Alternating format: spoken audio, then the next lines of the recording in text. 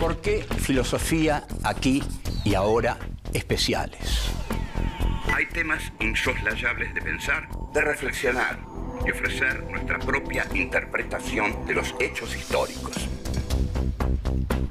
El Islam y los Estados Unidos, los dos dicen tener a Dios de su lado. La guerra del Paraguay es un genocidio silenciado. Había que liquidar al Paraguay. El Paraguay de Francisco Solano López. Vamos a hablar de literatura y política para pensar el compromiso del escritor. Los ejemplos de Sartre, Rodolfo Walsh, como el Eternauta de Oestergel que dice: desde ahora estamos solos, completamente solos. ¿Quiénes pensaron la Argentina de otra manera? John William Cook. El peronismo es el hecho maldito del país burgués. Raúl Scalabrini Ortiz Queda en el recuerdo de todos como uno de los principales representantes del pensamiento nacional y popular. El imperativo más profundo que tenemos: pensar por nosotros mismos. Filosofía aquí y ahora especiales. La guerra del Paraguay. La causa del libre cambio. 1. El Tratado de la Triple Alianza. 2. La pesada carga del hombre blanco. 3. La proclama de Felipe Varela. 4. La razón imperial. 1. El Tratado de la Triple Alianza. Dentro de la ardua temática de la guerra del Paraguay, tenemos que considerar delicadamente en qué momento se hace el Tratado de la Triple Alianza entre Brasil, Uruguay y Argentina. El Tratado de la Triple Alianza se hace antes de la declaración de la guerra. O sea, que la guerra estaba planeada antes de que el Paraguay hiciera nada que pudiera ofender a alguna de esas naciones. El Tratado de la Triple Alianza es, digamos, monitoreado también por Gran Bretaña, que tampoco hay que pensar que Gran Bretaña estaba obsedida por esta guerra. Hay un libro de Andrew Graham Joll que se llama Pequeñas guerras británicas en el Plata, y entre esas guerras incluye la guerra del Paraguay, que para Inglaterra es una de las tantas guerras que lleva adelante. No la protagoniza Inglaterra. Inglaterra invade India, invade China, ahí sí, Inglaterra directamente, pero acá, ¿no?, va con sus aliados. Entonces, en ese tratado de la guerra de la Triple Alianza, se comprometen las naciones a llevar esa guerra hasta las últimas consecuencias. En esta palabra, últimas consecuencias, late ya la aniquilación del pueblo paraguayo. La frase de Mitre es una frase de eso que David Viñas, en Literatura Argentina y Realidad Política, califica a Mitre como el burgués fanfarrón. Y es una frase de fanfarronería, ¿no? En 3 días en los cuarteles, en 3 meses en el frente, en 3 meses en la Asunción. Es una frase, digamos, de una petulancia excepcional.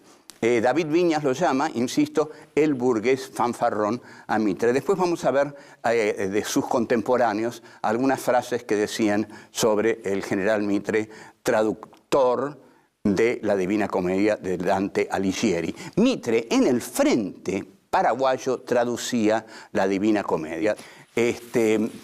La excusa de Mitre es que Solano López, que le había pedido permiso a Mitre para pasar por Corrientes, y Mitre se lo niega, Solano López ataca 2 barcos argentinos. ¿Ustedes vieron cómo empiezan todas las guerras norteamericanas?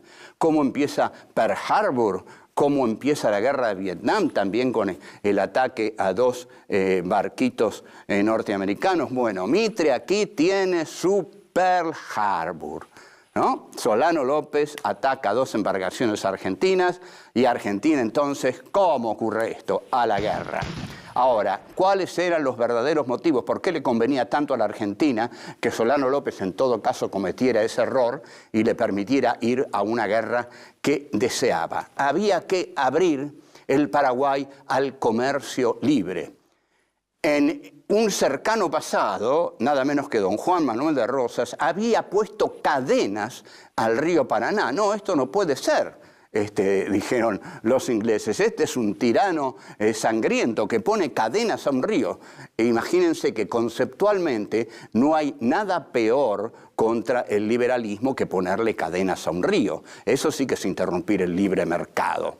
Entonces, también Mitre quiere destruir al Paraguay porque en el Paraguay se apoyaban las montoneras mediterráneas y después de Pavón, Mitre quiere liquidar a las montoneras mediterráneas. Uno de los más grandes asesinos de esa campaña fue Ambrosio Sandes, y hay una carta de Mitre que dice: si Sandes mata gente, déjenlo, es un mal necesario. Está en la correspondencia con Sarmiento. Si alguien tiene duda, alguna duda de que la guerra se hizo para lograr el libre cambio, se hizo como una lucha por la bandera gloriosa del libre cambio, que era la bandera del siglo, para que las grandes potencias colonialistas entraran en todos lados, cuando las fuerzas mitristas, los soldados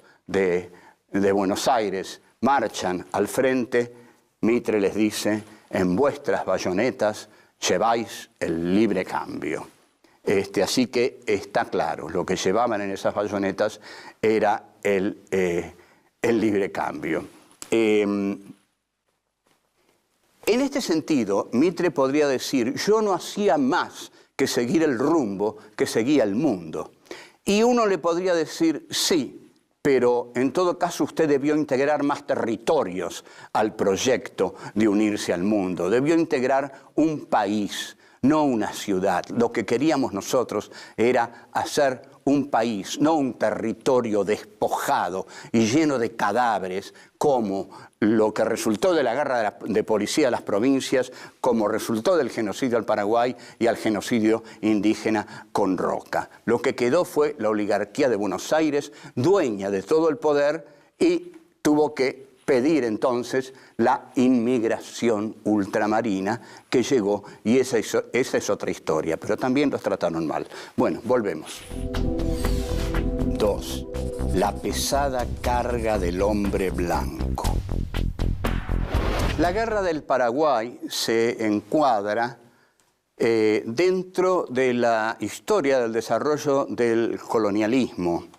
Tenemos que pensar un poco cómo el colonialismo se pensó a sí mismo para entender cómo sentía su misión histórica. Para eso tenemos que recurrir a un poema de Rudyard Kipling, que fue el poeta del colonialismo, que se llama, vamos a recurrir a su título nada más, que es clarísimo, se llama La pesada carga del hombre blanco. Para Kipling, el hombre blanco tenía la pesada carga de llevar la civilización a todos los territorios bárbaros. Entonces, esa pesada carga del hombre colonialista debe serle reconocida, porque esa pesada carga es digamos, muy meritoria, porque deben agradecer los pueblos colonizados que los colonizadores les lleven la cultura, la civilización, la modernidad. Entonces, el poema de Kipling, que este es un poco abstruso, pero dice: lleven la carga del hombre blanco, envíen adelante a los mejores de ustedes para servir con equipo de combate a naciones tumultuosas y salvajes. O sea, ahí va el hombre blanco para colonizar a naciones tumultuosas y salvajes. ¿Con qué va? va con sus armas. Pero detrás de las armas viene la cultura, la civilización. Yo recuerdo que en cierta época algunos decían, ah, la India, la India. La India no tendría agua corriente si no fuera por los ingleses. O sea que el colonialismo le da muchísimos beneficios a las naciones que coloniza. Les lleva la civilización. A esto se le llama el colonialismo bueno, lo que el colonialismo hace de bueno para los países salvajes y bárbaros. No olvidemos que esta gente está hablando de los países islámicos de África. No olvidemos la acción de los belgas en África, del Congo belga. No olvidemos la gran novela de Joseph Conrad, El corazón de las tinieblas, en la que se basa Apocalypse Now. Llevar la esperanza de todos ustedes hacia la nada. Pero esto Kipling se lo dice a los soldados británicos: no esperen recompensas. El hombre blanco no tiene por qué esperar recompensas. Le basta con llevar esta pesada carga, y con esta pesada carga y con la civilización que lleva, tiene que tener suficiente. Ahora, para Mitre, sin duda alguna, la guerra del Paraguay es parte de la pesada carga del hombre blanco.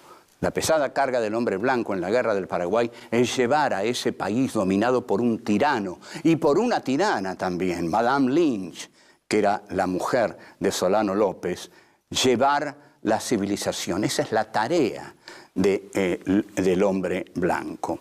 También Mitre se propone eliminar el gauchaje federal, cuya irracionalidad por pertenecer a las campañas bárbaras ya ha sido demostrada por Sarmiento en su gran libro Facundo, ¿no? Que es un libro que demuestra eso. En las campañas está la barbarie.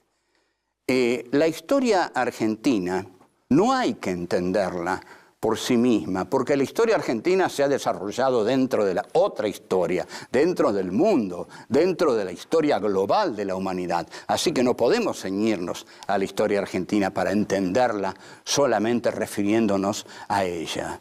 La historia argentina está incluida dentro del plan del colonialismo occidental por adueñarse de todos aquellos territorios de los que necesite adueñarse y a los que necesite llevar esta dura tarea, la dura tarea del hombre blanco. Volvemos. 3. La proclama de Felipe Varela. En 1866 se produce la derrota de las tropas de Mitre en la batalla de Curupaití. Esto deteriora mucho el prestigio de Mitre, quien debe abandonar el frente. En ese momento el que gobernaba era Rufino de Elizalde, uno de los hombres más fieles de Mitre, cuyo nombre ustedes conocerán por algunas calles, por algunos edificios, porque, digamos, la ciudad de Buenos Aires está adornada por los nombres de aquellos que hicieron la historia oficial, la historia de Buenos Aires. Ahora, el frente interno de Mitre, que realmente lo preocupa, y que hay una carta de Rufino de Elizalde en el archivo Mitre, en la cual le dice: regrese con los batallones de la guerra del Paraguay porque ha estallado un serio conflicto en el frente interno, es el de El Quijote de los Andes, Felipe Varela. Felipe Varela ha llegado al país, ha nucleado una importante cantidad de gauchos levantiscos y además, lo que realmente preocupa a Mitre y a Rufino de Elizalde es que los desertores del ejército que ha ido al Paraguay se unen a las montoneras mediterráneas. ¿Por qué se unen a las montoneras mediterráneas? Porque esos soldados ven la guerra como un asunto de Buenos Aires. No pueden ver la guerra como un asunto de la patria.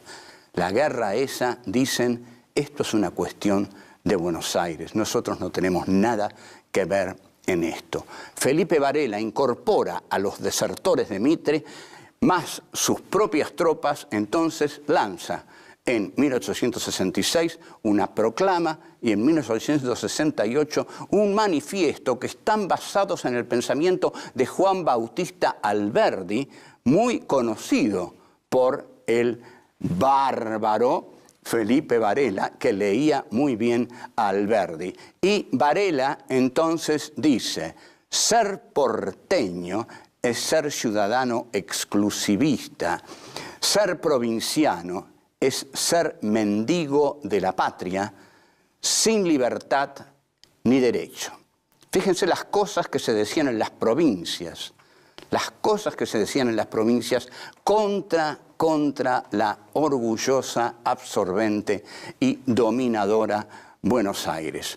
La proclama de Felipe Varela dice muy estentoria y ardientemente: soldados federales, nuestro programa es el de la práctica estricta de la Constitución jurada, el orden común, la paz y la amistad con el Paraguay y la unión con las demás repúblicas americanas.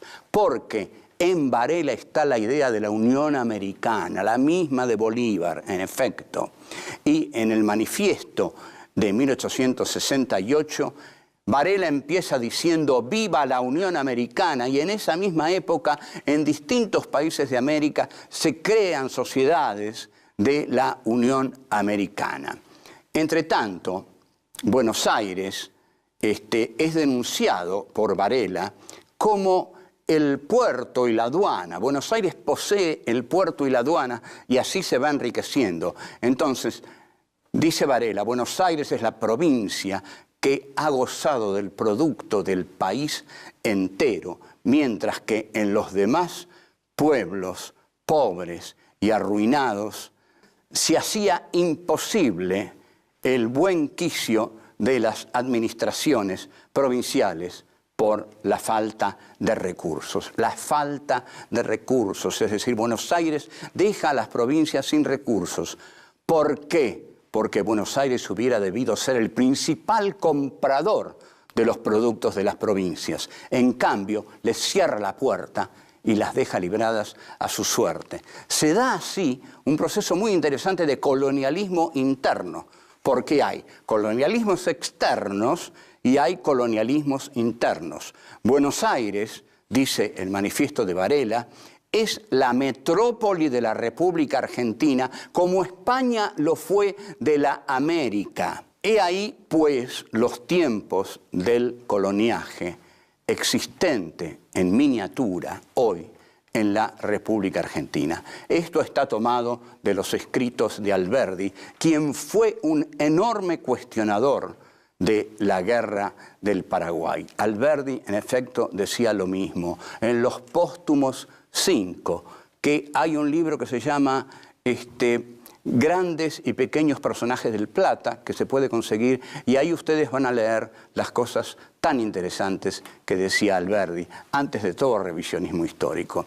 Alberdi era el gran teórico que estaba detrás del manifiesto de Varela, y Alberdi es el que veía que la cuestión interna de las provincias argentinas no era más que una cuestión de la política que debía llevar Mitre para afianzar el poder de Buenos Aires. Entonces,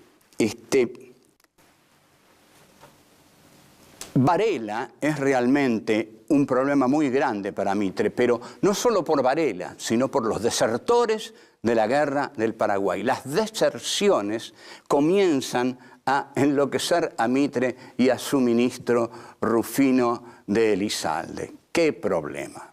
Volvemos. 4. La razón imperial. La guerra del Paraguay hay que verla desde dos puntos de vista. Por un lado, la guerra era una necesidad interna de Mitre.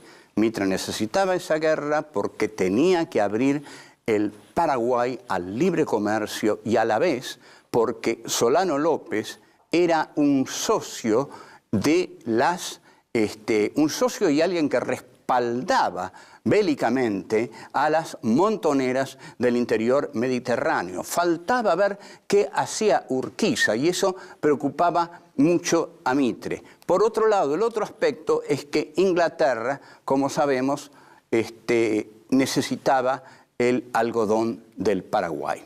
Ahora, Gran Bretaña, para la filosofía que piensa la modernidad capitalista, es el espíritu de la racionalidad en el siglo XIX. Esto no quiere decir que lo sea, pero se presenta como el espíritu de la racionalidad. En el poder económico y bélico de Gran Bretaña se encarna la razón capitalista. Martin Heidegger, que es realmente alguien que piensa la modernidad capitalista, dice que esta modernidad capitalista nace con Descartes, que publica el discurso del método en 1637. Ahí Heidegger dice, nace el tecnocapitalismo, es decir, el capitalismo de la técnica que va a arrasar el mundo para lograr fortalecerse y para lograr hacer su industria y para constituirse en la potencia que se va a constituir, la Inglaterra de la burguesía industrial británica expresada por Adam Smith. A su vez, Walter Benjamin, en las tesis de filosofía de la historia, va a decir, y muy críticamente ante la modernidad capitalista, que el ángel de la historia, dice, mira hacia atrás y no ve una cadena de hechos racionales, armónicamente desarrolladas. Ve un paisaje de ruinas, dice. Entonces, Walter Benjamin dice, la historia debe ser concebida como catástrofe. A su vez, en dialéctica del iluminismo, Adorno y Horkheimer dicen que la razón capitalista es la razón instrumental que ha sido constituida y elaborada para arrasar el planeta en beneficio del desarrollo del capitalismo. Esta razón europea, que hoy lo vemos cada vez más, trágicamente hoy, está terminando con el planeta en cualquier momento. Esta razón europea en el siglo XIX se expande en tanto colonialismo. Sartre analiza el colonialismo del siglo XIX y les dice a los europeos, ¿saben algo? Europa se ha hecho a sí misma fabricando esclavos y monstruos. Fíjense, un francés le dice eso a los franceses. Y la razón imperial, entonces, esta razón europea que se ha constituido a sí misma fabricando esclavos y monstruos, es el factotum que está detrás de la guerra del Paraguay, que ahí sí, ni siquiera va a fabricar esclavos y monstruos, va a fabricar cadáveres.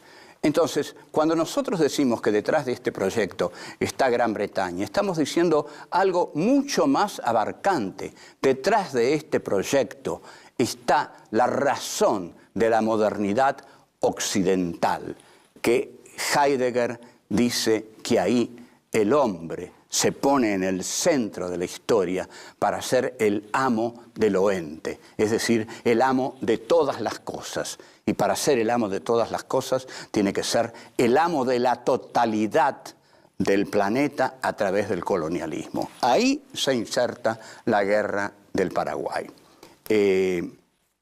La conclusión es que Inglaterra, muy hábilmente, se da cuenta de que para hacer este desarrollo colonialista necesita nada menos que el libre cambio, por supuesto. Bueno, creo que con esto ha quedado bastante clara que nosotros no hablamos de Inglaterra como el cuco externo. No, estamos hablando de la modernidad occidental capitalista que se ha desarrollado a través de la conquista de los territorios exteriores y que todavía lo hace así. Y lo hará, creo, ojalá que no, hasta destruir el planeta. Hasta luego.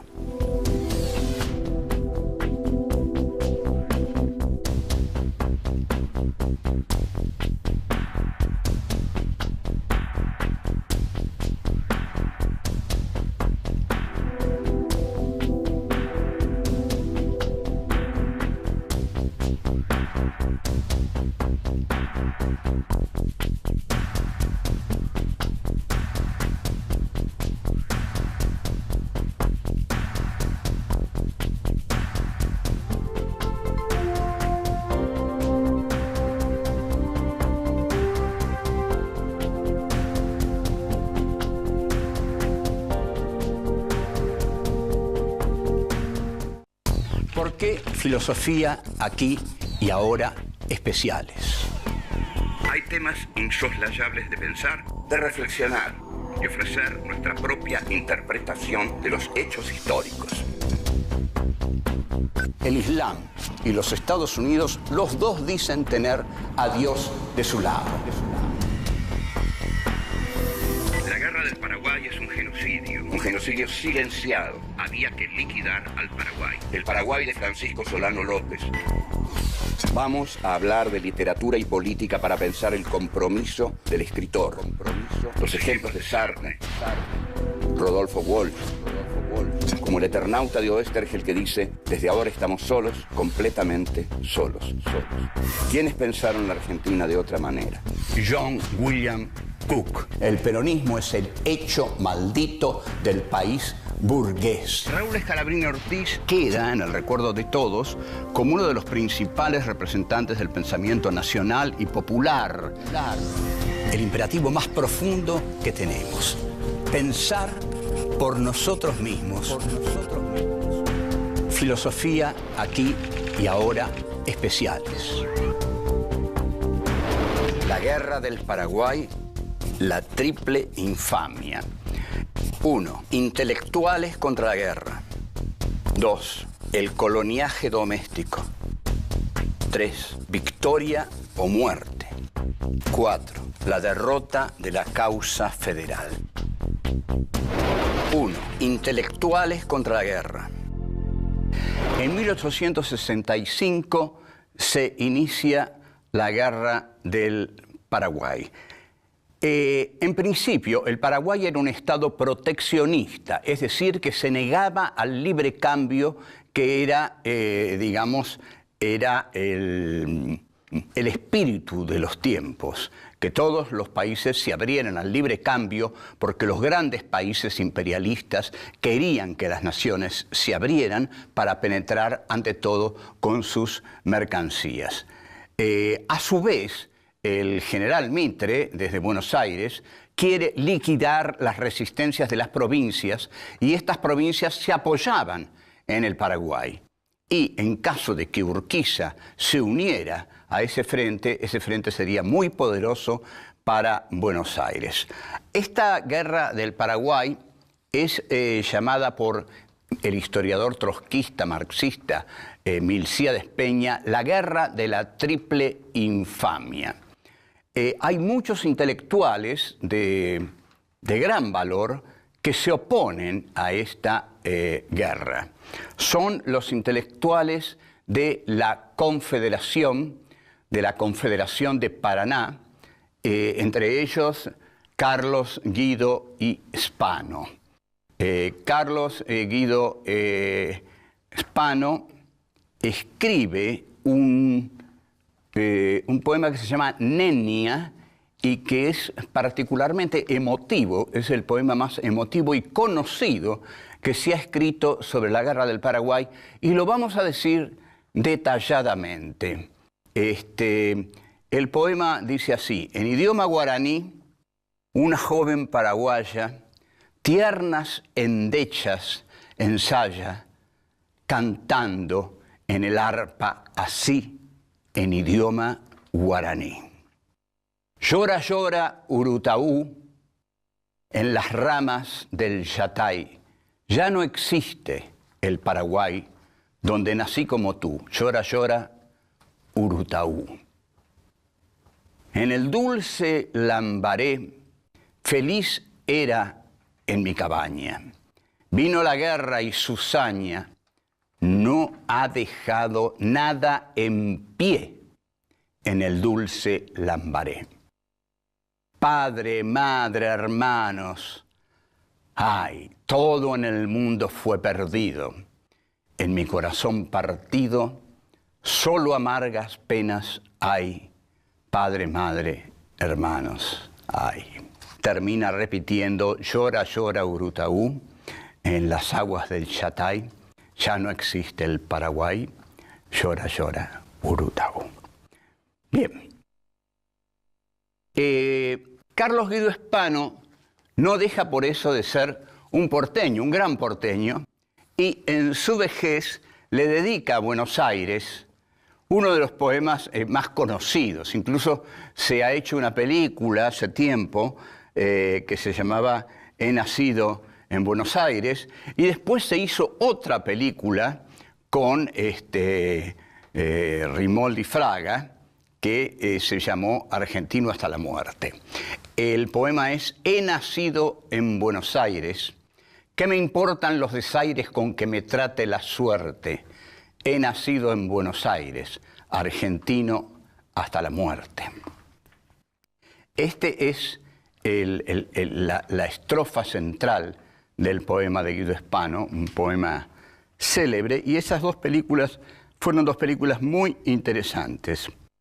Ahora, lo que es evidente que hay una contradicción en esto de Guido Spano, porque Guido Spano tiene que saber que si ya no existe el Paraguay, llora, llora Urutaú, porque ya no existe el Paraguay, es porque Buenos Aires lo arrasó.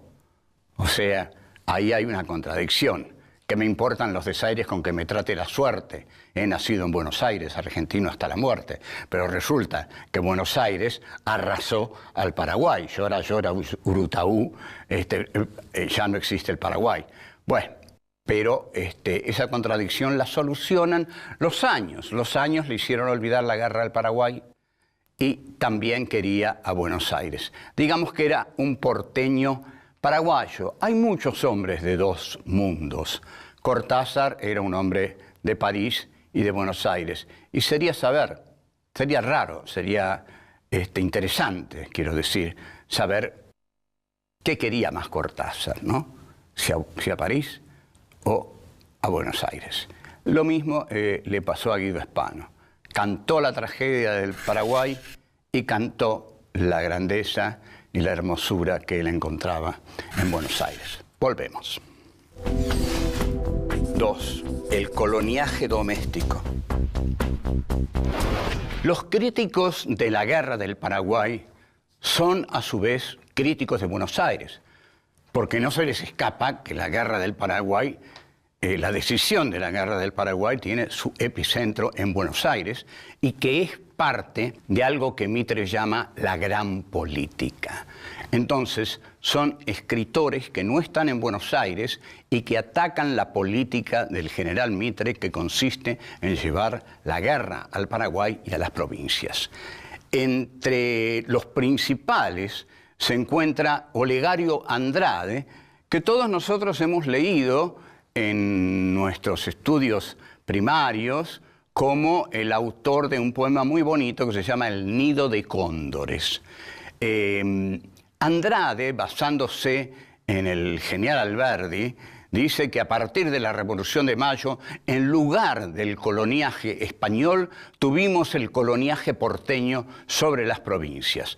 O sea, que se dio ahí un proceso de colonialismo interno. Colonialismo externo era el de Madrid sobre Argentina, Buenos Aires. Y el colonialismo interno es el de Buenos Aires sobre las provincias. En 1860 queda instaurado el colonialismo interno y doméstico. Buenos Aires coloniza a las provincias a través de la terrible guerra de policía que Mitre les declara. Desde 1810, desde la Revolución de Mayo, Buenos Aires quiere el monopolio del comercio exterior. Por algo tiene ese poderoso puerto, tiene la aduana, entonces quiere llenarse de dinero con el monopolio del comercio exterior.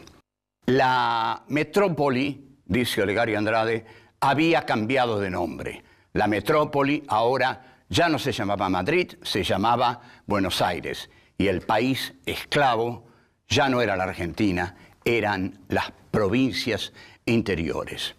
Estos son hombres que es muy interesante porque son escritores comprometidos, escritores que piensan su presente, que se juegan en su presente, se juegan con gran valentía. José Hernández, Rafael Hernández, Olegario Andrade, Guido Spano, Juan María Gutiérrez, Juan Bautista Alberdi, brillantes intelectuales que estaban contra Mitre. dicen a su vez que los caudillos fueron inventados por Buenos Aires. Lo digo de nuevo, que los caudillos fueron inventados por Buenos Aires, que los caudillos del interior son hijos, frutos del egoísmo de Buenos Aires. Estos intelectuales críticos comienzan a ser terriblemente injuriados por la prensa de Buenos Aires, que en ese momento se reducía, la prensa poderosa de Buenos Aires, al diario que había fundado el general Bartolomé Mitre, es decir, al diario La Nación. Y entonces es Andrade el que escribe desde Paraná, por supuesto, porque es un intelectual de Paraná, es un intelectual de la posibilidad del urquicismo. Si el urquicismo se hubiera levantado en armas contra Buenos Aires, junto con el Paraguay de López y junto con las montoneras mediterráneas, algo habría cambiado en la historia argentina. Entonces Andrade escribe, nosotros, dice, que estamos defendiendo al Paraguay y atacando la política asesina de Buenos Aires, ¿qué se pide contra nosotros? A la cárcel se pide con los escritores bárbaros del caudillaje. Estos son los gritos, dice, hidalgos de la prensa libre, de la prensa civilizada, de la Tribuna, de la Nación Argentina, de los diarios grandes de Buenos Aires. Piden que el gobierno nos acuse, que se nos juzgue como criminales, en última instancia como criminales vulgares, que purguemos nuestras deudas en la cárcel, en última instancia, repito, como traidores a la patria. Eso es lo que se pedía desde Buenos Aires a través de La Nación, el diario de Bartolomé Mitre. Alberdi, a su vez, desde el exterior, escribe muchos folletos contra la guerra del Paraguay. El diario de Mitre, sin ningún pudor, sin ningún respeto por el gran intelectual que fue Juan Bautista Alberdi, lo llama directamente traidor. Traidor a la patria, a Juan Bautista Alberdi. Alberdi escribe varios textos sobre la guerra del Paraguay, todos muy lúcidos, defendiendo la guerra del Paraguay, pero señalando siempre que la verdadera solución de la guerra del Paraguay es permitir que el Paraguay libremente tenga relaciones comerciales con Inglaterra. Es decir, Alberdi sigue observando, señalando que el motor de la historia es Inglaterra, como creían en ese momento todas las élites intelectuales del mundo. Y como en efecto era, la modernidad capitalista tenía su centro en Inglaterra e Inglaterra era el motor de la historia. Por eso tantos países se le unieron para entrar en la modernidad. Volvemos. 3. Victoria o muerte. Otro muy duro crítico de Mitre es Carlos D'Amico. Carlos D'Amico fue impiadoso con Mitre y lo conoció de cerca. No fue exactamente su contemporáneo, pero supo mucho sobre Mitre, tanto como para coleccionar las más brillantes joyas que lanzó el vencedor de ninguna batalla, que fue don Bartolomé Mitre. Entonces, D'Amico señala, ante todo, la famosa arenga de Mitre, ¿no? Que es en 24 horas en los cuarteles, en 3 semanas en el frente, en 3 meses en la Asunción. La guerra duró 5 años. Por ejemplo, otra anécdota de Mitre que cuenta Carlos D'Amico. Le regalan a Mitre un reloj. Mitre recibe el reloj, lo mira y dice, me servirá para señalarme la hora de la victoria. Yo conozco una que no señala a D'Amico, pero es típica de Mitre. Iba Mitre, a quien David Viñas llama en literatura argentina y realidad política el porteño fanfarrón, iba caminando por la calle Florida con su toscano, muy alto, así, y viene un pibe, así, y le pide fuego para su cigarrillo. Y Mitre le dice, ¿cómo no? Encendé tu cigarrillo. Y bueno, pero es que no llego, dice el chico. Cuando llegues, empezá a fumar, le dice. Bueno, esta es una genialidad de Don Bartolo. Mitre, cuando pierde en Curupaití, la guerra pasa totalmente a manos del Brasil. En realidad, el que cometió la mayor matanza de la guerra de la Triple Alianza fue el Brasil. Hacen traer de Francia al Conde de. Este Conde de era impiadoso, un matarife, y toma el comando de las fuerzas del Brasil. Los brasileños son muy despiadados con los paraguayos. Mitre, entre tanto, se ha ido de la guerra, la abandonó después de Curupaití y se dedica a cazar gauchos por el interior de las provincias argentinas. Hay un historiador brasileño, y más de uno, y algunos argentinos también, que dicen algo bastante sensato. Es decir, si en los últimos momentos de la guerra don Francisco Solano López envía al frente a enfrentar a las tropas del Conde de, a los terribles brasileros, a niños de 10 años, pintándoles bigotes y pintándoles barba, eso suena muy, quizás, heroico, desesperado, pero los historiadores brasileños dicen, es verdad, Brasil mató muchos paraguayos y mató a esos chicos. Ahora, dice el historiador brasileño, ¿qué necesidad tenía Francisco Solano López de mandar chicos de 10 años a pelear con guerreros experimentados? Lo que ocurre también es que Solano López quería un final de holocausto para el Paraguay. Y la palabra, la consigna era vencer o morir, que es muy parecida a la consigna que Hitler dio en los últimos días de Alemania y que incluso le dio al mariscal Rommel después de la derrota del Alamein. Quédese ahí, victoria o muerte. En esta guerra, por lo tanto, no hay buenos, no hay malos, aunque cuando tres naciones se unen contra una, cualquiera se pone del lado del más débil. Pese a quizás error final de Francisco Solano López, de querer morirse con todos los paraguayos, aún con los niños y aún con las madres, porque cuando las madres pedían permiso a los brasileros para ir a buscar los cadáveres de sus hijos, los brasileros las mataban también. Les decían, sí, vayan, y cuando las tenían a tiro, las mataban. Es una guerra terrible, donde todos se equivocaron, donde todos mataron, pero donde tres potencias, manejadas por un imperio, financiadas por un imperio, aniquilaron a un pequeño país que se protegía del arrasamiento de las mercancías británicas porque simplemente quería hacer las suyas propias, quería un desarrollo autónomo en América Latina, y ese era un ejemplo muy incómodo para todos, de modo que había que erradicarlo. Nada de desarrollos autónomos en América Latina, nada de proteccionismo, nada de estatismo.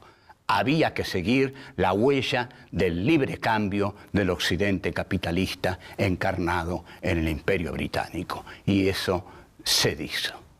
Y eso fue lo que se hizo. Y ahí se selló la suerte de ese pequeño pero poderoso país que fue el Paraguay de don Francisco Solano López. Volvemos. 4. La derrota de la causa federal. ¿Qué se le critica a Mitre?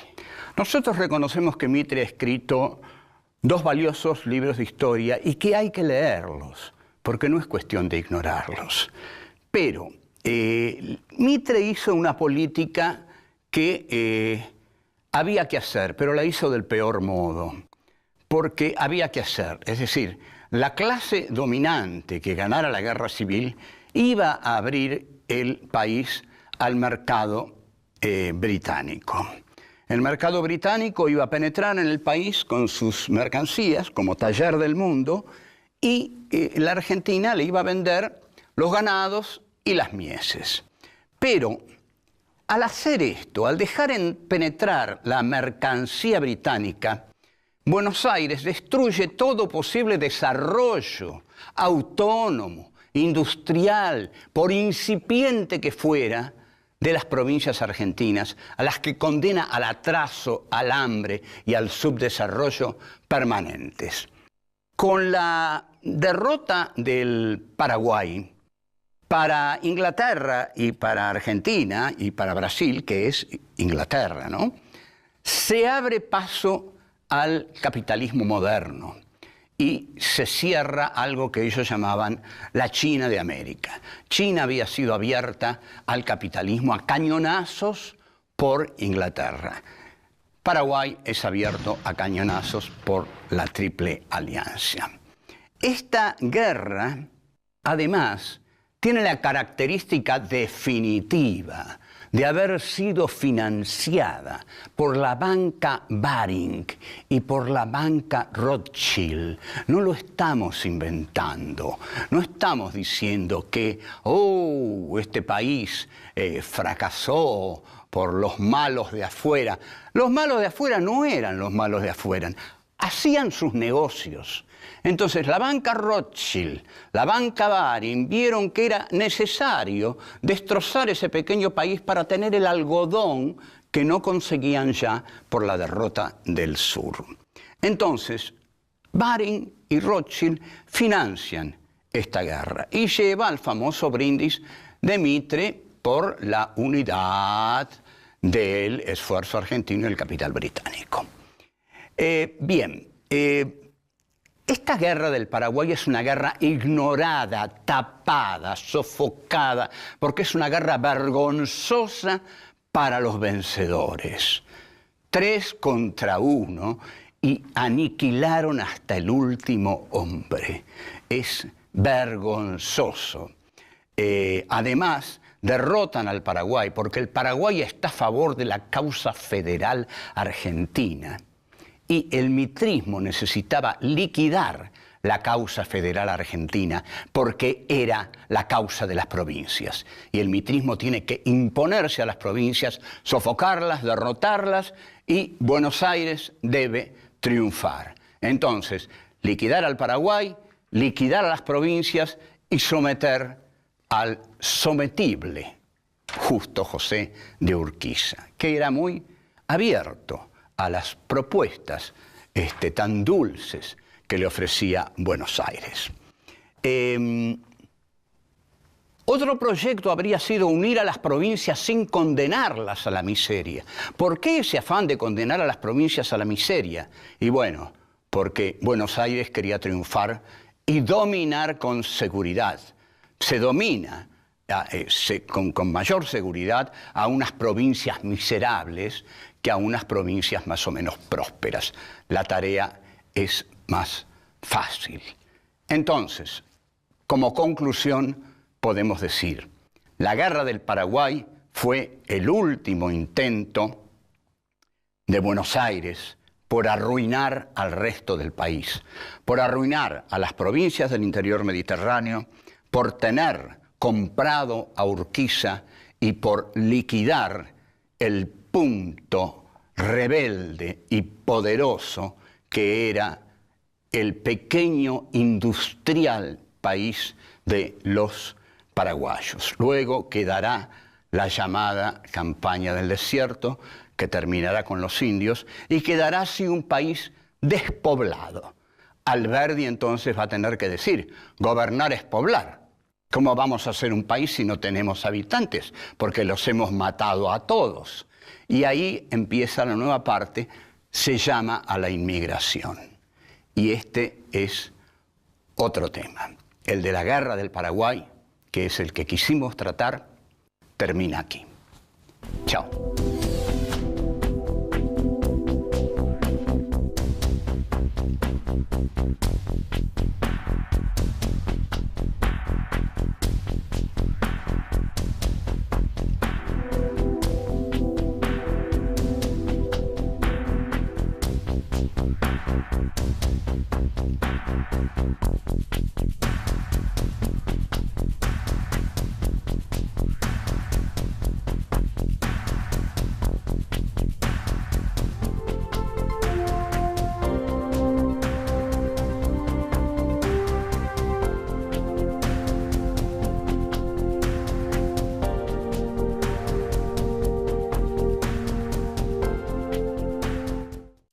¿Por qué filosofía aquí y ahora especiales? Hay temas insoslayables de pensar, de reflexionar y ofrecer nuestra propia interpretación de los hechos históricos. El Islam y los Estados Unidos, los dos dicen tener a Dios de su lado. La guerra del Paraguay es un genocidio silenciado. Había que liquidar al Paraguay. El Paraguay de Francisco Solano López. Vamos a hablar de literatura y política para pensar el compromiso del escritor. Los ejemplos de Sartre, Rodolfo Walsh, como el Eternauta de Oestergel que dice: desde ahora estamos solos, completamente solos. ¿Quiénes pensaron la Argentina de otra manera? John William Cook. El peronismo es el hecho maldito del país burgués. Raúl Scalabrini Ortiz queda en el recuerdo de todos como uno de los principales representantes del pensamiento nacional y popular. El imperativo más profundo que tenemos: pensar por nosotros mismos. Filosofía aquí y ahora especiales. Pensadores. David Viñas. 1. Por 4 días locos. 2. Un testigo de su tiempo.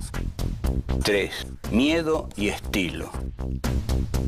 4. El pesimismo de un escritor. 1. Por 4 días locos. Vamos a hablar de David Viñas. Posiblemente sea la primera vez que se le dedica en la televisión argentina un programa a David Viñas, un programa entero para él. David Viñas nació en 1927 y murió en 2011. Fue exactamente la figura del escritor comprometido, del escritor marxista sartreano, que decide que su obra no va a ser una obra, digamos, dedicada a sí mismo o encerrada en lo que se llamaba la Torre de Marfil, sino una obra lanzada hacia el mundo, comprometida con la realidad social y política en la que él estaba inserto. David Viñas figura en la historia argentina en 1951 porque es el fiscal de la Unión Cívica Radical que lleva la urna para que Evita, enferma, en su cuarto de enferma, vote en las elecciones de 1951. Cuando sale y ve a todas las mujeres rezando por la salud de Evita, comenta: una imagen digna de Tolstoy. En 1953, Viñas, junto con otros intelectuales, funda la revista Contorno, que es un hito realmente en la cultura argentina. Son intelectuales antiperonistas, de formación de izquierda en general, y es una revista que creo que ha sido reeditada, estoy seguro, por la Biblioteca Nacional, y es una revista muy consultada, muy respetada y merecidamente respetada. En 1956, David Viñas publica un cuento que va a ser historia, que es El Jefe. El Jefe lo publica en un libro que se llama Paso a los héroes y otros cuentos de la década absurda. La década absurda es la década del peronismo para David Viñas. David Viñas se definió a sí mismo no aceptó nunca ser definido como un gorila. Dijo, no soy un gorila, soy un Contreras. Bueno, este Contreras, en 1958, plasma junto a Fernando Ayala la película El Jefe, que es una película alegórica muy importante, la película más importante del periodo de la Libertadora. En la película no se nombra a Perón, por supuesto. Es una película sutil en este sentido, porque otras películas como Después del silencio o Los torturados incurrían en desbordes, bueno, ya bastante alevosos, ¿no? Desbordes. Viñas, y esto lo conozco porque me lo contó Héctor Rivera, que era el socio en área cinematográfica de Fernando Ayala, Viñas le había señalado a Ayala que para él la canción que definía la década peronista, la década absurda, era una canción que cantaba Alberto Castillo, el cantor de los 100 barrios porteños, y que es: por 4 días locos que vamos a vivir, por 4 días locos te tenés que divertir. Esta cosa efímera del peronismo según la visión de Viñas, era la que estaba reflejada en esta canción de Alberto Castillo, que también para Viñas reflejaba el reparto irresponsable de riquezas hecho por Perón.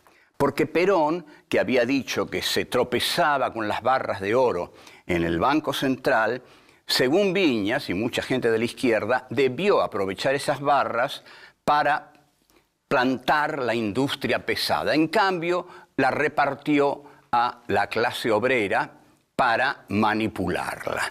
Entonces, en lugar de plantar la industria pesada para la eternidad, decidió dilapidar esos dineros a los obreros, porque total, por 4 días locos que vamos a vivir, por 4 días locos te tenés que divertir.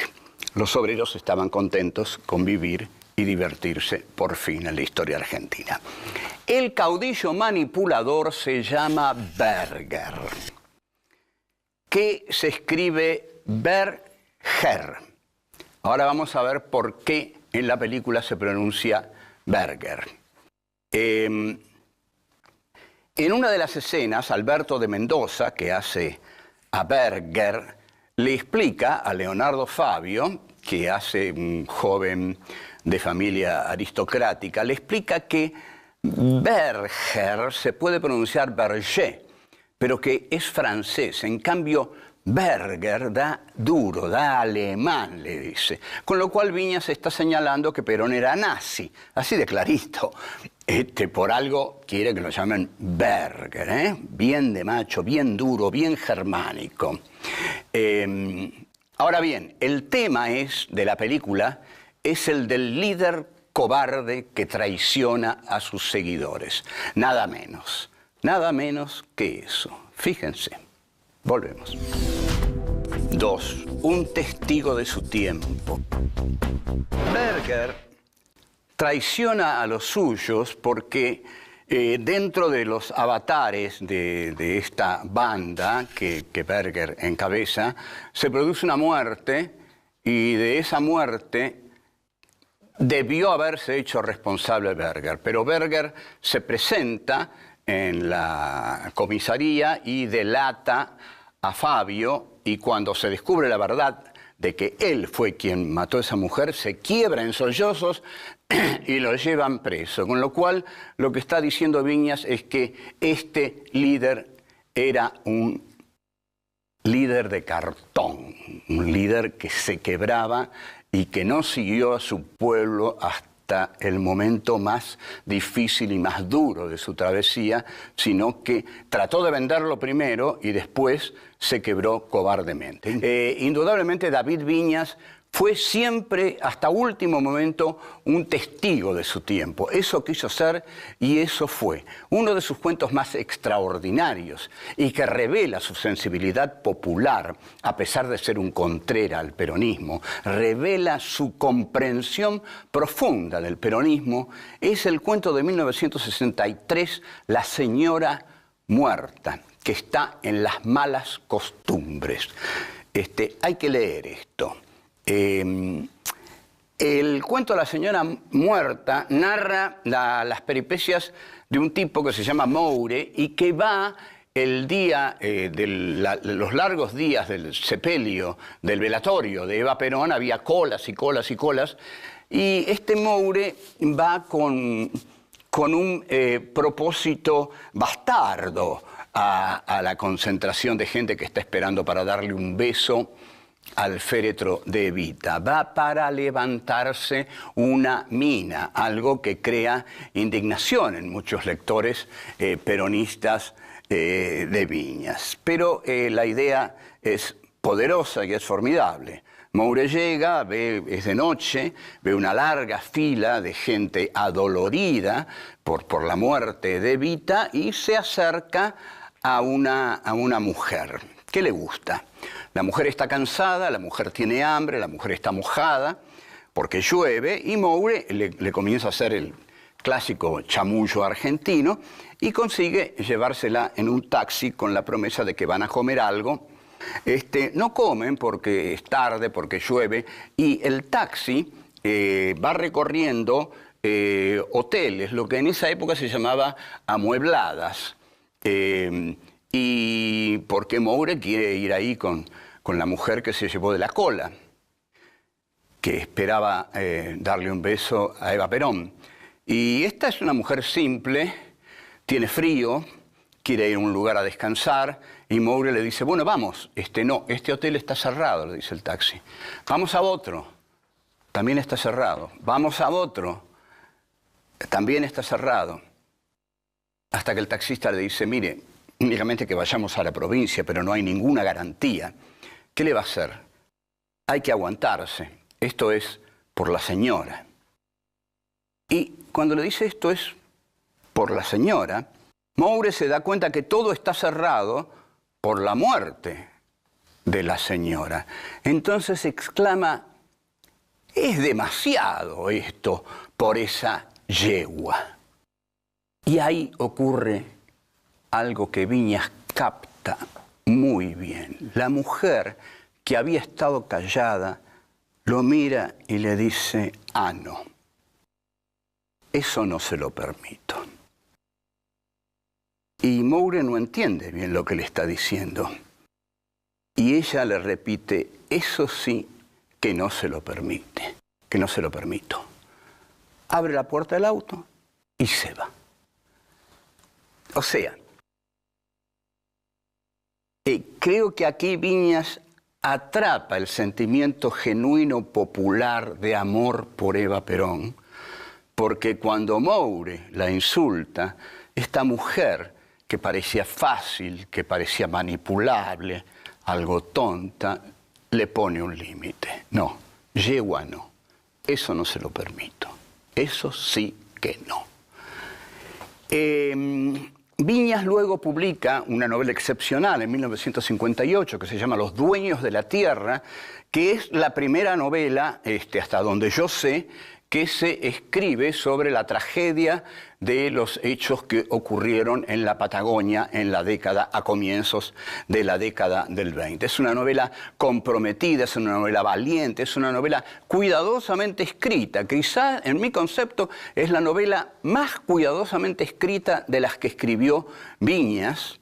Es una novela atrapante, en la cual hay un juez que es un pariente de Viñas, porque el juez Viñas que va a interceder al sur, a mediar, el juez Viñas era pariente de Viñas, o sea que Viñas tiene como el deber hereditario de escribir una novela sobre los hechos de la Patagonia trágica.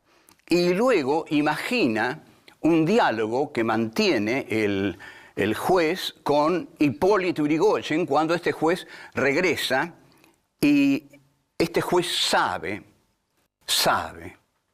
que Yrigoyen autorizó la represión, lo cual es una carga muy, muy pesada para don Hipólito. El juez imagina que cuando se entreviste con Yrigoyen, Yrigoyen le va a decir que los miembros del ejército no eran sino parte de una entidad indivisible y que era imposible juzgarlos. O sea, Irigoyen le dice al ejército, no lo vamos a juzgar, lo que ocurrió, ocurrió y este caso está cerrado. El juez se va, por supuesto, triste y apenado por la injusticia de hacer justicia a esa gigantesca matanza. Al terminar de leer Los dueños de la tierra, sabemos que hemos leído una gran novela comprometida, una gran novela que Sartre hubiera aprobado con gran entusiasmo. Es una novela en la cual se juega el aspecto social, el aspecto económico, el aspecto literario y estilístico. Bravo Viñas por esta novela. Volvemos. 3. Miedo y estilo. El ensayo principal de David Viñas es Literatura Argentina y Realidad Política. Es un ensayo importantísimo, insoslayable. Su estructura es la siguiente. El tomo 1 lleva por subtítulo De los jacobinos porteños a la bohemia anarquista, y el tomo 2 lleva por subtítulo nada menos que dos nombres muy fuertes, que son Lugones y Walsh. Bien, Viñas en este ensayo toma los grandes temas de la literatura argentina. Es uno, yo no sé, pero yo diría que es el mejor ensayo que hay sobre la literatura argentina, porque además de estar escrito por un hombre que sabe mucho de literatura argentina, tiene todo un contexto sociopolítico que le da espesor a cada una de las frases de Viñas. Viñas, además, tiene un punto de vista que a mí me agrada mucho y analiza a la generación del 80 como la generación del apogeo de la oligarquía. La generación del 80 es la generación en la cual la oligarquía pone a sus intelectuales en el poder porque ella tiene el poder. Y estos intelectuales forman parte del poder porque también son parte de la oligarquía. Otros han visto ahí la consolidación de la república. No lo ve así Viñas. Al estilo, digamos, de Natalio Botana, de Tulio Alperindong y de otros historiadores liberales, Viñas lo que ve en el 80 es el apogeo, la consolidación del orden oligárquico. Tiene un capítulo dedicado a Miguel Cané y ese capítulo se llama acertadamente Miedo y estilo. Viñas es el que tiene el gran mérito de haber recuperado, de haber sacado a luz para la intelección de nuestra historia un texto notable de Miguel Cané que expresa el miedo de la generación del 80 a las clases subalternas, a las clases llegadas por la inmigración. Cané en ese texto termina pidiendo a la chusma inmigratoria que se infiltra en los salones oligárquicos, sobre todo respeto a las mujeres de su clase. Y dice, hay que evitar que el primer guarango democrático enriquecido en el comercio de suelas se crea a su vez con derecho a echar su mano de tenorio en un salón al que entra tropezando con los muebles. Es notable la precisión del texto, ¿no? Este guarango democrático entra al salón oligárquico tropezando con los muebles, porque es un bruto que no sabe manejarse en los salones de la oligarquía, que son los salones de la gente bien.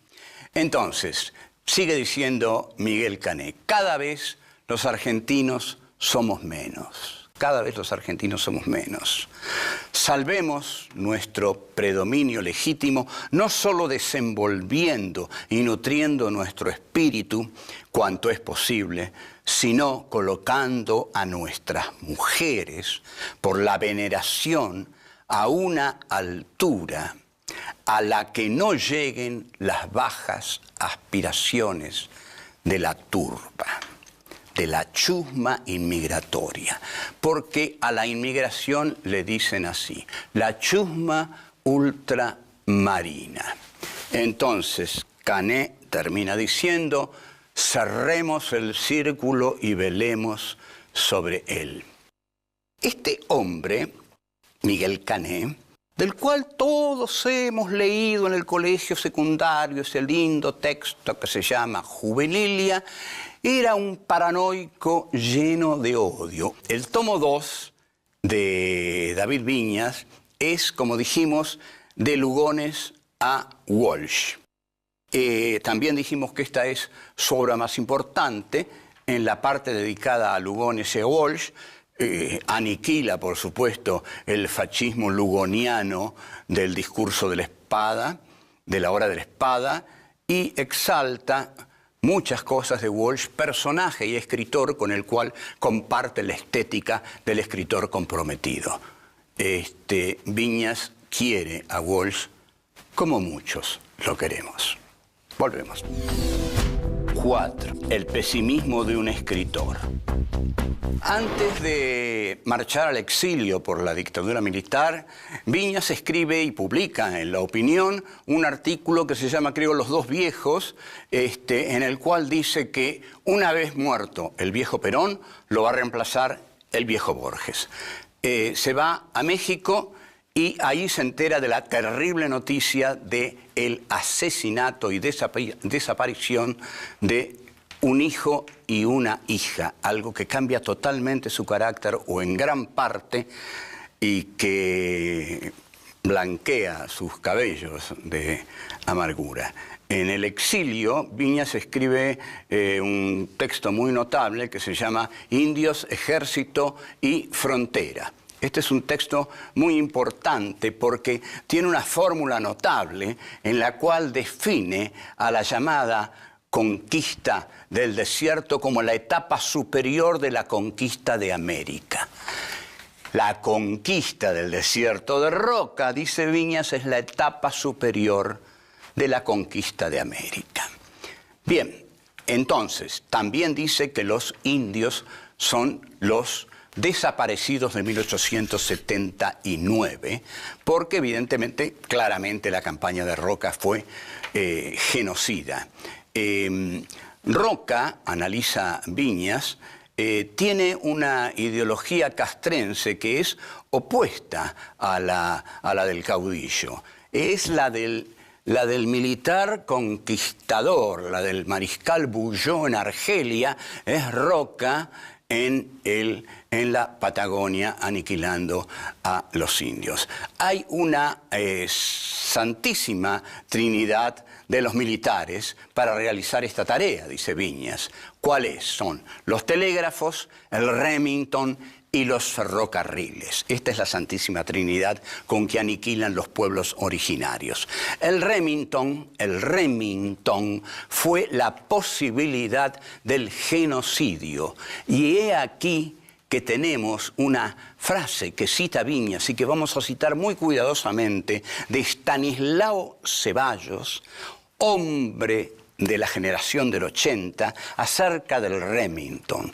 Stanislao Ceballos dice: el Remington les ha enseñado a los indios que un batallón de la República puede pasear la pampa entera dejando el campo sembrado de cadáveres. Solo el Remington. ¿Se fabricaban Remingtons en la Argentina? No. El Remington viene de afuera, o sea, es la Europa culta civilizada del progreso la que le da a Roca los Remingtons con los que va a aniquilar a los indios que solo luchaban con flechas. Esto lo lleva y lo pone en primer plano David Viñas. En el año 2000 es muy conocido un encuentro que tiene con Cristina Fernández de Kirchner en un programa de televisión en el cual Viñas le dice: señora, yo soy pesimista porque soy un escritor. Y Cristina Fernández de Kirchner le dice: disculpe, David, pero yo soy optimista porque soy un político.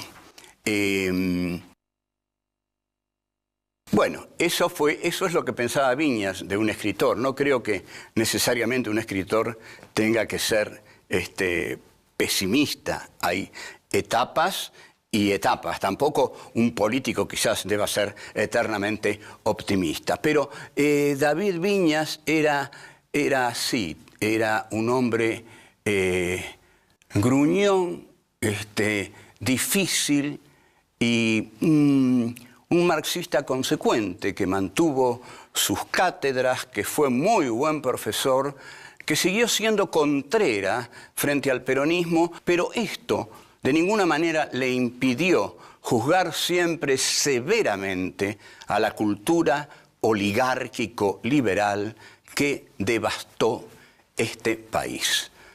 Salud, David Viñas. Chao.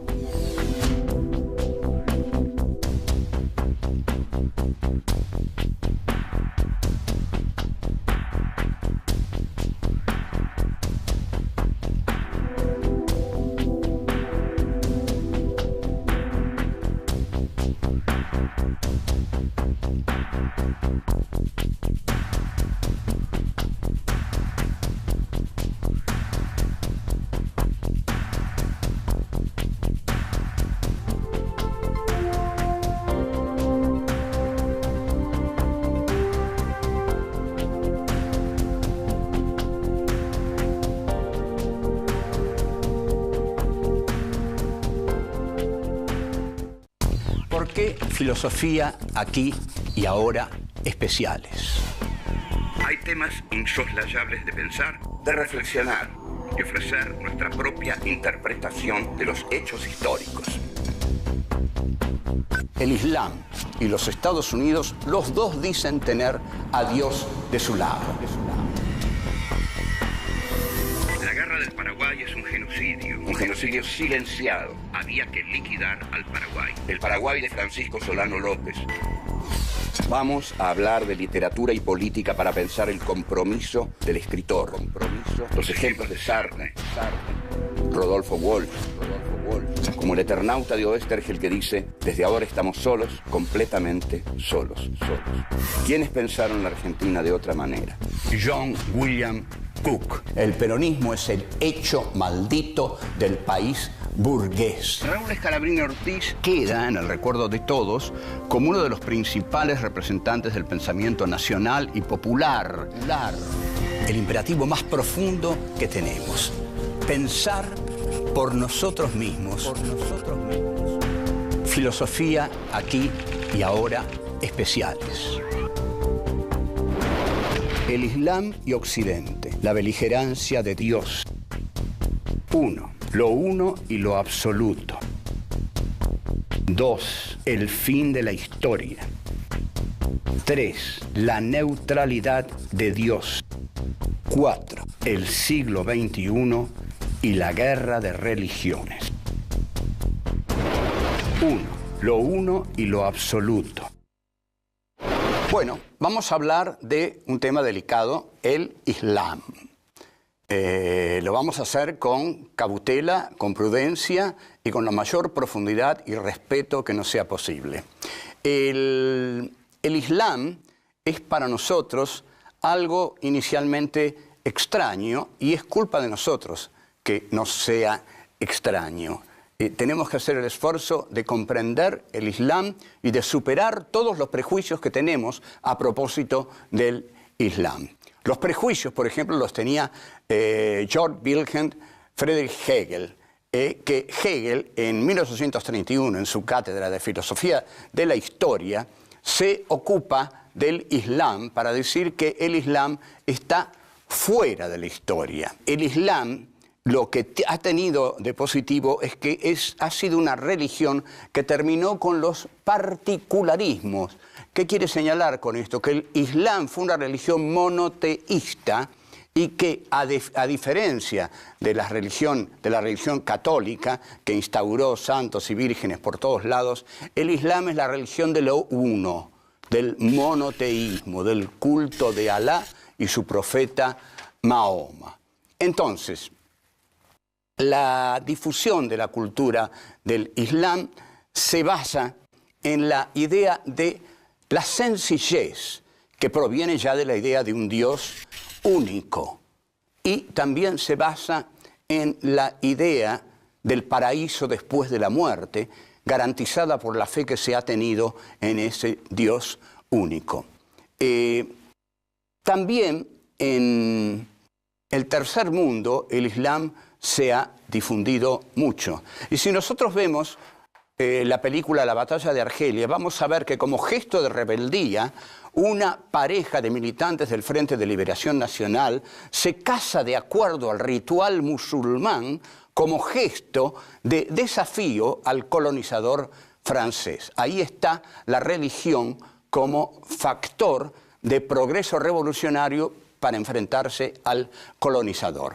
Ahora, Hegel, 1831, volvemos, señala que hay en el Islam una fuerza conservadora que apunta a restaurar la vida tradicional. En efecto, nosotros vemos que el tradicionalismo es constitutivo de la cultura del Islam. Este tradicionalismo es lo que ha hecho que el Islam se detenga en cierto momento. Para Hegel, en el Islam solamente lo uno es conocido. ¿Y lo uno qué es? Lo uno es Dios, es Alá. Ahora, que solo lo uno sea conocido, dice Hegel, es la esencia del fanatismo. Entonces Hegel va a señalar a la cultura islámica como una cultura fanática porque cree solamente en lo uno, porque es una cultura de lo uno. Entonces, el Islam, dice Hegel, va a tratar de someter el mundo a ese uno, que es Alá, y la palabra de su profeta Mahoma. Ahora bien, Hegel, después de hacer este análisis, dice que el Islam ha quedado fuera de la historia porque ha quedado recluido en la pereza oriental. Esta siesta eterna que Hegel le profetiza a la cultura del Islam, vamos a ver que Hegel no lo vio, pero que no se dio así. Ahora, lo que sí se dio así es que el Islam queda detenido aproximadamente alrededor del siglo XIII. Occidente daba por terminado al Islam. El Islam no tuvo modernidad, no tuvo revolución francesa, y ahí queda detenido el Islam y es entonces colonizado por todas las potencias colonialistas de Occidente. Pero hay una reaparición espectacular del Islam en septiembre 11 de 2001. El Islam aparece explosivamente derrumbando las Torres Gemelas. Volvemos. 2. El fin de la historia. Esta irrupción explosiva del Islam en la historia humana es lo que Hegel llamaba un acontecimiento histórico universal. Es decir, nunca antes toda la humanidad había visto, digamos, en vivo y en directo, un acontecimiento semejante.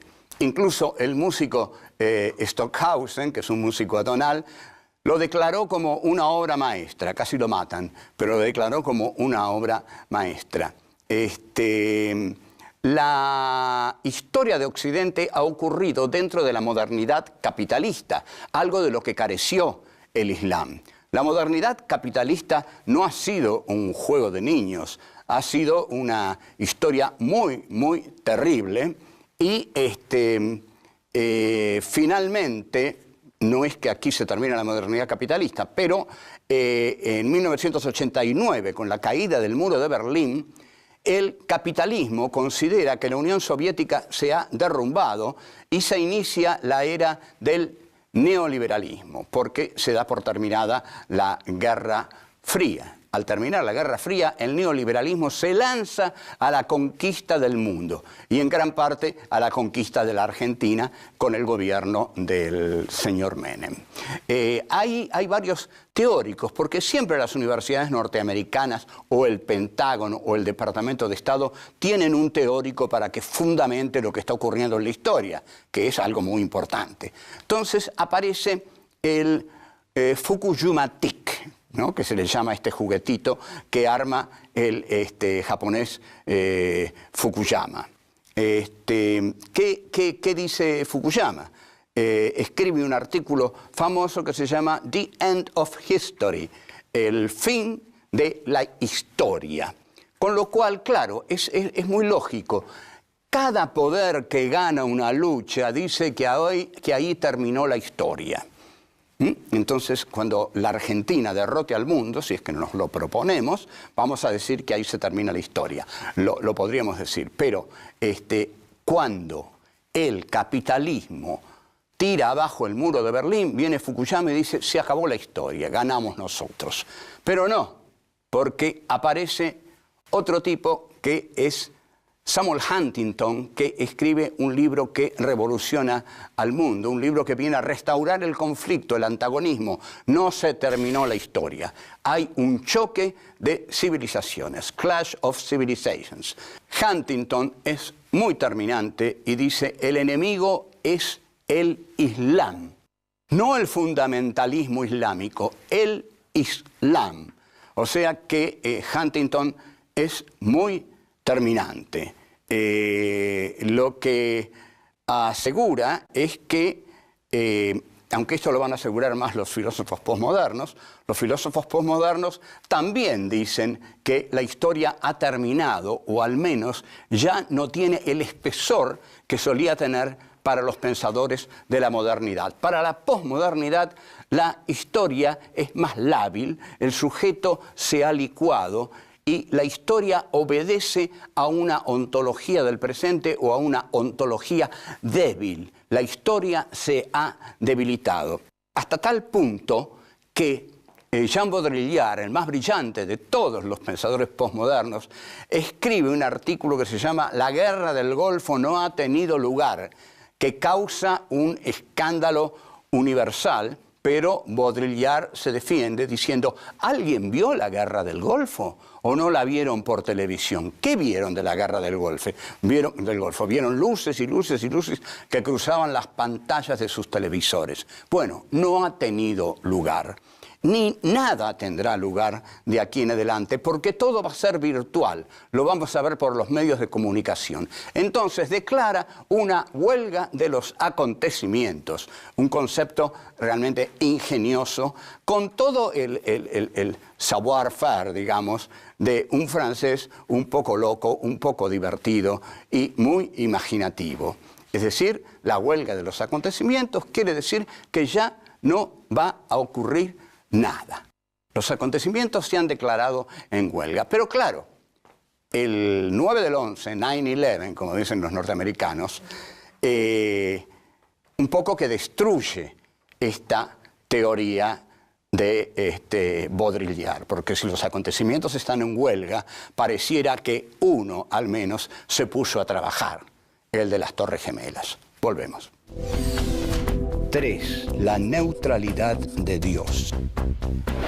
Volvemos un poco a Jean Baudrillard y recordemos que una de las teorías en la cual concluye toda la filosofía de Baudrillard es decir que hay una huelga de los acontecimientos, dado que la realidad ha sido asesinada. Jean Baudrillard tiene un libro que se llama El crimen perfecto, en el que dice la realidad ha sido asesinada, ese es el crimen perfecto. Y esa muerte de la realidad consiste en que los acontecimientos se ponen en huelga. Pero nada declara terminada esa huelga como lo de las Torres Gemelas. Caramba, amigo Jean Baudrillard, si usted dijo que hay una huelga de los acontecimientos, mire qué acontecimiento tan impresionante. Entonces, aparece una nueva figura histórica, poderosísima, que va a marcar el siglo XXI. el terrorismo islámico. El terrorismo islámico aterroriza a Estados Unidos y lo obliga a otra guerra del imperio. ¿Qué pasa con el islamismo? Creemos que la debilidad más grande que tiene el islamismo es que no tiene una teoría de superación histórica. El islamismo no sabe cómo superar al capitalismo. El marxismo sí tenía una teoría de superación histórica del capitalismo. Que haya fracasado es otra cosa, pero la tenía. Y tenía detrás de esa teoría un gran pensador. El Islam no tiene eso. Entonces, como no tiene una teoría de superación del capitalismo, lo destruye. Lo único que puede hacer es destruirlo. Entonces, utiliza todo su poder y a sus kamikazes para destruir lo que el capitalismo ha hecho. Ahora, el 11, en septiembre, 9/11, como dicen los yanquis, es una herida profunda. Nunca había sido bombardeado Estados Unidos y esta vez en carne propia ocurre eso. Estados Unidos entonces plantea que el fundamentalismo agrede el corazón de la democracia occidental. Y ahí Bush va a decir, todavía no se conoce la ira de los Estados Unidos. Y larga la palabra retaliación, que es una palabra que significa venganza, absolutamente, venganza. Tomarse venganza del ultraje infinito que Estados Unidos ha recibido. Entonces, para tomarse esta venganza, dice una frase de contenido religioso impresionante. Dios no es neutral. Esta frase, en realidad, es increíble porque decir que Dios no es neutral es decir que Dios no ama a todas sus criaturas. Digo criaturas porque todos somos creaciones de Dios, suponiendo que creamos en eso. Bueno, pero Bush cree en eso, entonces dice, Dios no es neutral. O sea, Dios no ama a todos por igual. Ama a los norteamericanos ante todo. Entonces, no es neutral. Al decir Dios no es neutral, está respaldado nada menos que por la divinidad, por lo sagrado. Entonces desata la violencia. Aquí es donde vemos cómo la religión otra vez dispara la violencia, como en los mejores tiempos de la Inquisición. Ahora, los dos polos que se están enfrentando en esta contienda, el Islam y los Estados Unidos, los dos dicen tener a Dios de su lado. Alá es justo, dice el Islam. Y como Alá es justo, Alá está con nosotros. El Islam considera que es la representación en la tierra del poder de Alá. Y basándose en el poder de Alá, se va a enfrentar al poder de los Estados Unidos. Entonces, se desata así una guerra en la cual Estados Unidos invade Irak y hasta dice en un momento que a los iraquíes que están huyendo que no quemen los pozos de petróleo, lo cual es como una cosa un poco para reírse un poco porque es patético. Ahora, ¿por qué invade Irak? Porque en Irak hay petróleo. Si en Irak crecieran arvejas, Estados Unidos no iría a Irak. Volvemos. 4. El siglo XXI y la guerra de religiones.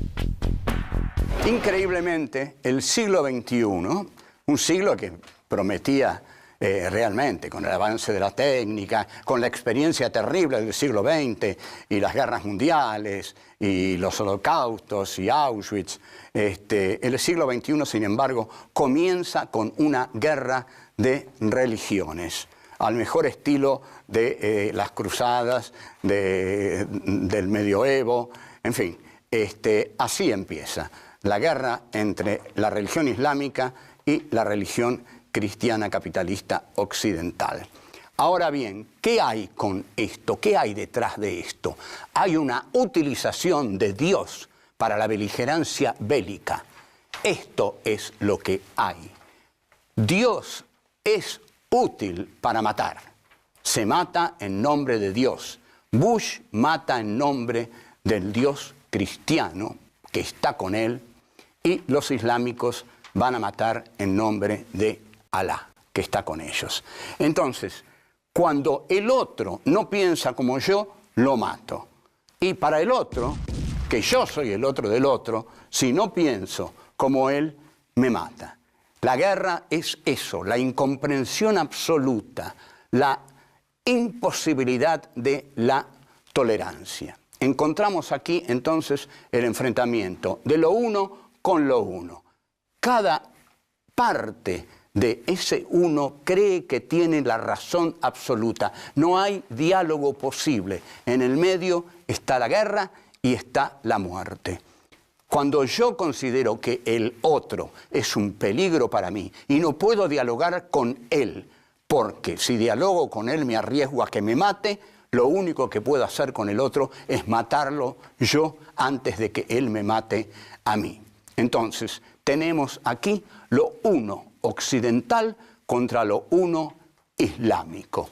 Este es el enfrentamiento que signa las primeras décadas del siglo XXI. Un enfrentamiento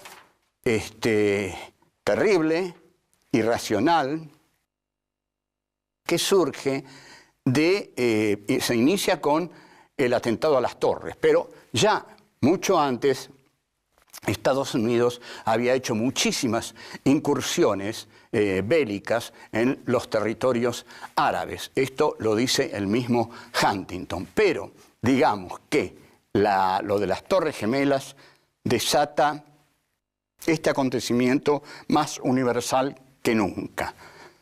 Este acontecimiento es tan universal que no podía sino desatar una guerra de este tipo que todavía estamos viviendo, la guerra que estamos viviendo.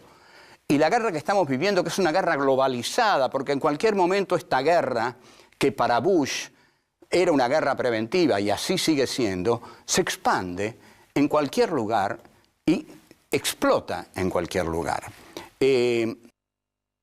Con el atentado a las Torres Gemelas, lo negado por Hegel, lo negado por Occidente, entra en Occidente. Ahora sí que tenemos una historia universal, no una historia del Occidente capitalista y cristiano. Tenemos una historia occidental en la cual el Oriente entra de un modo extremadamente agresivo. Y esto determina una sorpresa enorme para Occidente, que reacciona del modo más violento, con la palabra retaliación y con la palabra vamos a tomar venganza. Entonces, esta sorpresa de Occidente es porque Occidente tenía una concepción autorreferencial de la historia. El Islam no entraba en la concepción que Occidente tenía de la historia. Comprender el Islam, como dijimos al comienzo, es una tarea muy difícil para los occidentales.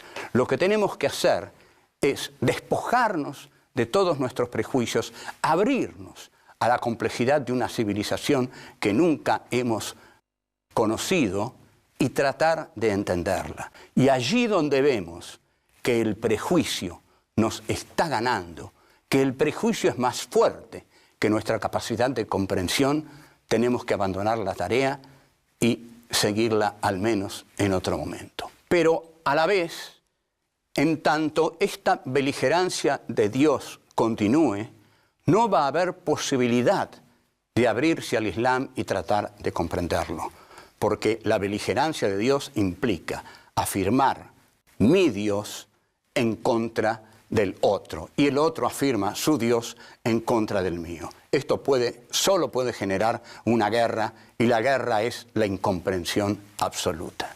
De esta incomprensión absoluta, lo único que puede surgir es la muerte. La muerte es lo que surge de la imposibilidad del diálogo, de la imposibilidad de la diplomacia entre las naciones civilizadas, que quieran entenderse. Ahí lo que hay es la incomprensión, y la incomprensión lleva necesariamente a la guerra y a la muerte. Hasta luego.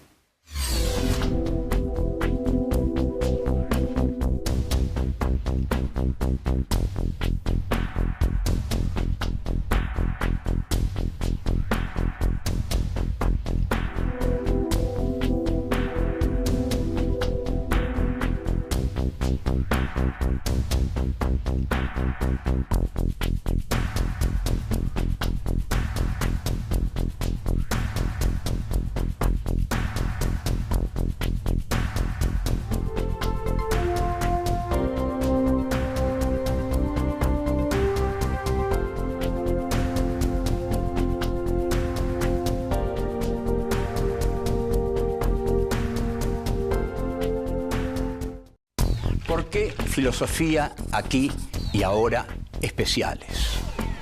Hay temas insoslayables de pensar, de reflexionar y ofrecer nuestra propia interpretación de los hechos históricos. El Islam y los Estados Unidos, los dos dicen tener a Dios de su lado. La guerra del Paraguay es un genocidio silenciado. Había que liquidar al Paraguay. El Paraguay de Francisco Solano López. Vamos a hablar de literatura y política para pensar el compromiso del escritor. Los ejemplos de Sartre, Rodolfo Walsh, como el Eternauta de Oestergel que dice: desde ahora estamos solos, completamente solos. ¿Quiénes pensaron la Argentina de otra manera? John William Cook. El peronismo es el hecho maldito del país burgués. Raúl Scalabrini Ortiz queda en el recuerdo de todos como uno de los principales representantes del pensamiento nacional y popular. El imperativo más profundo que tenemos: pensar por nosotros mismos. Filosofía aquí y ahora especiales. La guerra del Paraguay. La causa del libre cambio. 1. El Tratado de la Triple Alianza. 2. La pesada carga del hombre blanco. 3. La proclama de Felipe Varela. 4. La razón imperial. 1. El Tratado de la Triple Alianza. Dentro de la ardua temática de la guerra del Paraguay, tenemos que considerar delicadamente en qué momento se hace el Tratado de la Triple Alianza entre Brasil, Uruguay y Argentina.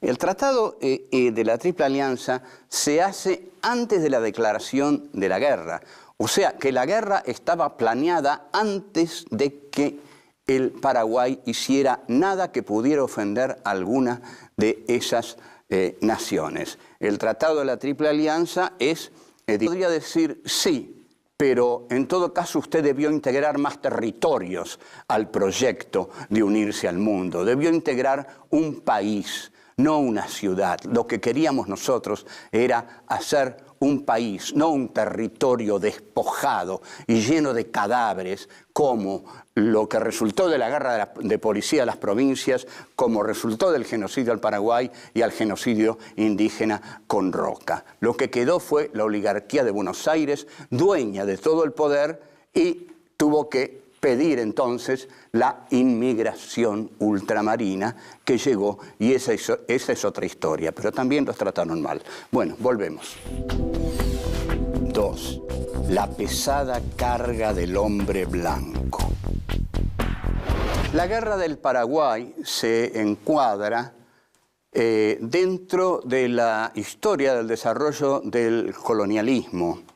Tenemos que pensar un poco cómo el colonialismo se pensó a sí mismo para entender cómo sentía su misión histórica. Para eso tenemos que recurrir a un poema de Rudyard Kipling, que fue el poeta del colonialismo, que se llama, vamos a recurrir a su título nada más, que es clarísimo, se llama La pesada carga del hombre blanco. Para Kipling, el hombre blanco tenía la pesada carga de llevar la civilización a todos los territorios bárbaros. Entonces, esa pesada carga del hombre colonialista debe serle reconocida, porque esa pesada carga es digamos, muy meritoria, porque deben agradecer los pueblos colonizados que los colonizadores les lleven la cultura, la civilización, la modernidad. Entonces, el poema de Kipling, que este es un poco abstruso, pero dice: lleven la carga del hombre blanco, envíen adelante a los mejores de ustedes para hacer a dos barquitos norteamericanos. Bueno, Mitre aquí tiene su Pearl Harbor, ¿no? Solano López ataca a dos embarcaciones argentinas y Argentina entonces, ¿cómo ocurre esto? A la guerra. Ahora, ¿cuáles eran los verdaderos motivos? ¿Por qué le convenía tanto a la Argentina que Solano López en todo caso cometiera ese error y le permitiera ir a una guerra que deseaba? Había que abrir el Paraguay al comercio libre. En un cercano pasado, nada menos que don Juan Manuel de Rosas había puesto cadenas al río Paraná. No, esto no puede ser, dijeron los ingleses. Este es un tirano sangriento que pone cadenas a un río.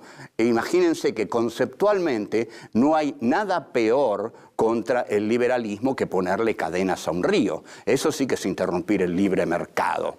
Entonces, también Mitre quiere destruir al Paraguay porque en el Paraguay se apoyaban las montoneras mediterráneas y después de Pavón, Mitre quiere liquidar a las montoneras mediterráneas. Uno de los más grandes asesinos de esa campaña fue Ambrosio Sandes, y hay una carta de Mitre que dice: si Sandes mata gente, déjenlo, es un mal necesario. Está en la correspondencia con Sarmiento. Si alguien tiene duda, alguna duda de que la guerra se hizo para lograr el libre cambio, se hizo como una lucha por la bandera gloriosa del libre cambio, que era la bandera del siglo, para que las grandes potencias colonialistas entraran en todos lados, cuando las fuerzas mitristas, los soldados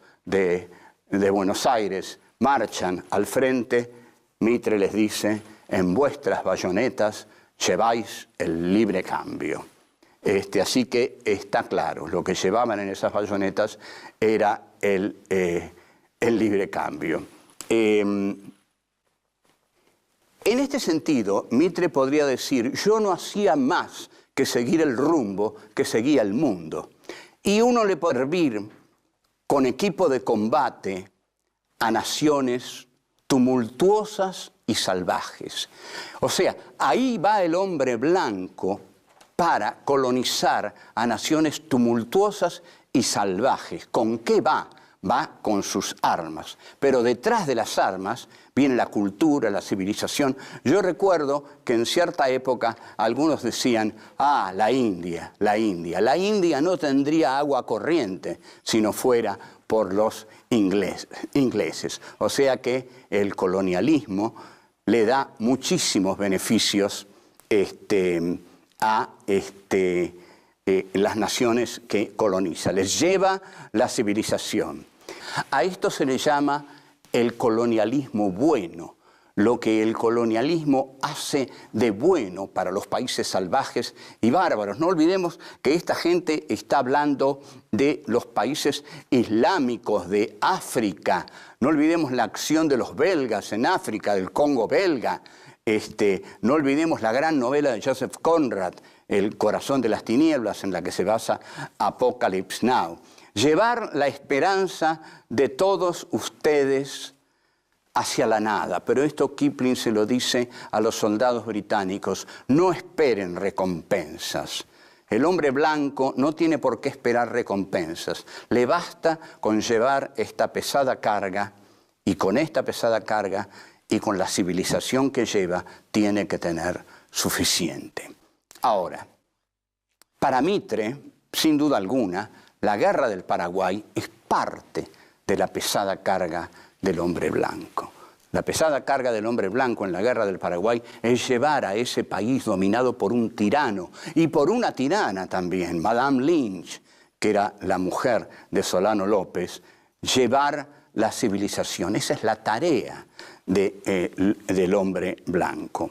También Mitre se propone eliminar el gauchaje federal, cuya irracionalidad por pertenecer a las campañas bárbaras ya ha sido demostrada por Sarmiento en su gran libro Facundo. Digamos, monitoreado también por Gran Bretaña, que tampoco hay que pensar que Gran Bretaña estaba obsedida por esta guerra.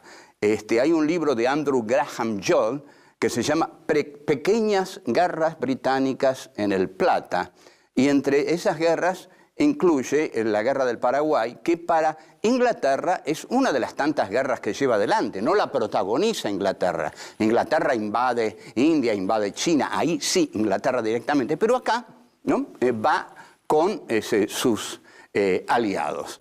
Entonces, en ese tratado de la guerra de la Triple Alianza,